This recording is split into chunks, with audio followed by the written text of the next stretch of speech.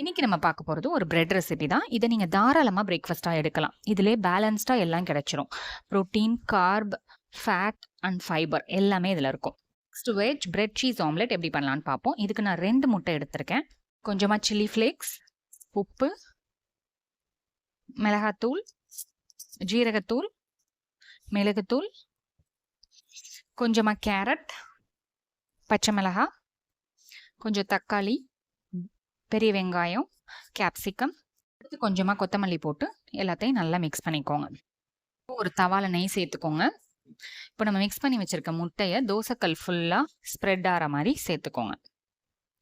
இப்போ இது 2 பக்கமும் நல்லா வேகட்டும். இப்போ திருப்பி போட்டுக்கோங்க. இன்னொரு சைடும் திருப்பி நல்லா வெந்துடட்டும். இப்போ 2 பிரெட் அதில் வச்சிருங்க.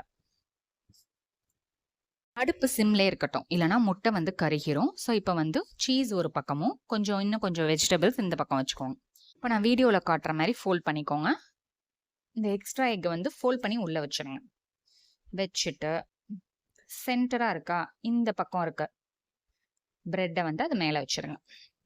இப்போ நம்ம பிரெட் சீஸ் ஆம்லெட் ரெடி.